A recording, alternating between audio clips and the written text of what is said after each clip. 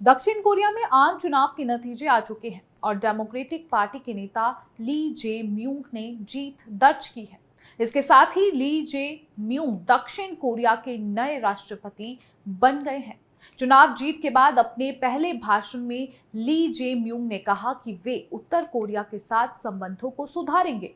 ली Jae Myung ने कहा कि उनकी सरकार उत्तर कोरिया के साथ रिश्ते सुधारने की कोशिश करेगी ताकि कोरियाई प्रायद्वीप में शांति स्थापित की जा सके, लेकिन उन्होंने ये भी कहा कि अगर उत्तर कोरिया की तरफ से उकसावे की कार्रवाई जारी रही तो उसके लिए वे अमेरिका के साथ मिलकर उत्तर कोरिया की आक्रामकता का मुंह तोड़ जवाब देंगे।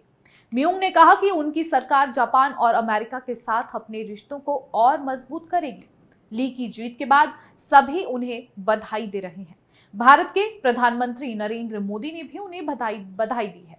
प्रधानमंत्री नरेंद्र मोदी ने दक्षिण कोरिया का नया राष्ट्रपति चुने जाने के लिए ली जे म्यूंग को बधाई दी। प्रधानमंत्री मोदी ने बुधवार को सोशल मीडिया पर साझा एक पोस्ट में लिखा कि श्रीमान ली जे म्यूंग को दक्षिण कोरिया का नया राष्ट्रपति चुनने जाने की बधाई। मैं उनके साथ मिलकर काम करने और भारत और दक्षिण कोरिया के संबंधों को रणनीतिक तौर पर मजबूत करने की तरफ देख रहा हूं।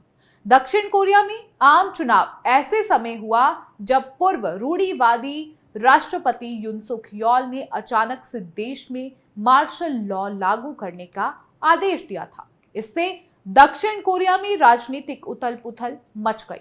हालांकि भारी विरोध के बाद कुछ घंटों में ही युन सुक यॉल को मार्शल लॉ लगाने का फैसला जो है वापस लेना पड़ा था।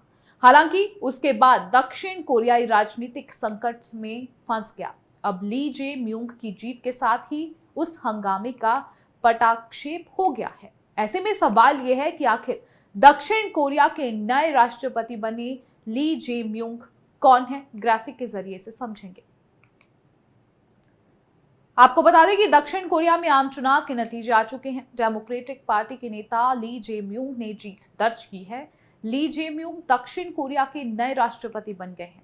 60 वर्षीय ली चुनाव से पहले ही जीत के दावेदार थे। सर्वे में भी ली राष्ट्रपति पद के लोकप्रिय उम्मीदवार बताए गए थे। पूर्व राष्ट्रपति युन सुक यॉल का विरोध करने वालों में भी वे सबसे अहम व्यक्ति थे। ली तीसरी बार राष्ट्रपति पद की रेस में थे। इससे पहले साल 2022 में भी वे राष्ट्रपति पद के उम्मीदवार थे, लेकिन तब वे यून से करीबी मुकाबले में चुनाव हार गए थे। ली दक्षिण कोरिया के सबसे ज्यादा जनसंख्या वाले प्रांत ग्योंगी के गवर्नर, साथ ही सियोंग नाम शहर के मेयर भी रह चुके हैं। ली का कहना है कि वे देश की अर्थव्यवस्था को बेहतर कर सकते हैं। आपको ये भी बता दें कि ली अपने तेज तरार भाषणों के लिए जाने जाते हैं। हालांकि उनके विरोधियों का कहना है कि वे एक खतरनाक जननेता हैं जो देश में राजनीतिक फायदे के लिए बंटवारा भी करा सकते हैं। ली के खिलाफ 5 आपराधिक मामले में ट्रायल चल रहा है। जब ली राष्ट्रपति चुने गए हैं तो दक्षिण कोरिया के कानून के मुताबिक ये मामले बंद हो जाएंगे, क्योंकि दक्षिण कोरिया में राष्ट्रपति को आपराधिक कार्रवाई से इम्यूनिटी मिली होती है। आपको बता दें कि ये चुनाव राजनीतिक संकट के बीच हुए हैं। जी हाँ, ये चुनाव ऐसे समय में हुए जब दक्षिण कोरिया में ठीक 6 महीने पहले पूर्व राष्ट्रपति युन सुक यॉल ने देश में मार्शल लॉ की घोषणा कर दी थी। इसकी वजह से देश पर राजनीतिक और आर्थिक संकट जो है मंडराने लगा था। आपको ये भी बता दें कि साउथ कोरिया को इस वक्त अमेरिकी राष्ट्रपति डोनाल्ड ट्रंप की धमकी और टैरिफ समेत उत्तर कोरिया से पारंपरिक तनाव से जूझना पड़ रहा है। दुनिया की दूसरी सबसे बड़ी अर्थव्यवस्था चीन के साथ रिश्तों को लेकर भी निर्णायक नीति बनानी पड़ेगी। तो काफी चुनौतियां जो है साउथ कोरिया के पास है।